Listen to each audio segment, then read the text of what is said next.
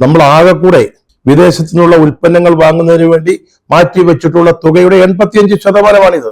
അതിന്റെ അർത്ഥം നമ്മുടെ ഇറക്കുമതിയുടെ 85% അമേരിക്കയിൽ നിന്നായിരിക്കും. അത് ധാരണയാണ്, വ്യവസ്ഥയാണ്.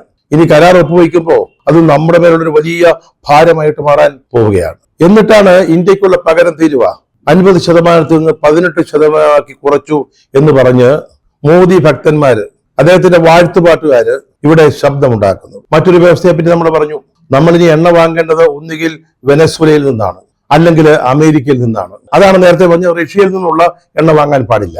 ശരം നമ്മളൊരു വസ്തു വാങ്ങുന്നത് അത് ഏത് കടയിൽ നിന്നാകണമെന്ന് തീരുമാനിക്കാനുള്ള ഒരു അധികാരം നമുക്കില്ലേ? അത് ലുലു മാളിൽ നിന്ന് വേണോ, അതൊരു സാധാരണ കടയിൽ നിന്ന് വേണോ, മറ്റൊരു ഏജൻസിയിൽ നിന്ന് വേണോ? നമുക്ക് ആവശ്യമായ ഒരു വസ്തു, ഒരു ഉൽപ്പന്നം വാങ്ങേണ്ടത് എവിടെ നിന്നാണ് എന്ന് തീരുമാനിക്കാനുള്ള അധികാരം പോലും നമുക്കില്ല. അത് വെനസ്വേലയിൽ നിന്ന് വാങ്ങണം. വെനസ്വേലയിൽ നിന്ന് വാങ്ങണമെന്ന് പറയുന്നതിന് ഒരു പ്രത്യേകതയുണ്ട്. വെനസ്വേല ഇപ്പോൾ അമേരിക്കയുടെ നിയന്ത്രണത്തിലാണ്. അമേരിക്കയുടെ പാവ ഗവൺമെന്റാണ് അവിടെ ഭരണം നടത്തുന്നത്. അവിടെ അപ്പോൾ എണ്ണയുടെ വില നിശ്ചയിക്കുന്നത് അമേരിക്ക ആയിരിക്കും. അമേരിക്കയിൽ നിന്നും വാങ്ങാം. അവിടെയും വില നിശ്ചയിക്കുന്നത് ആരാ? അമേരിക്ക ആയിരിക്കും.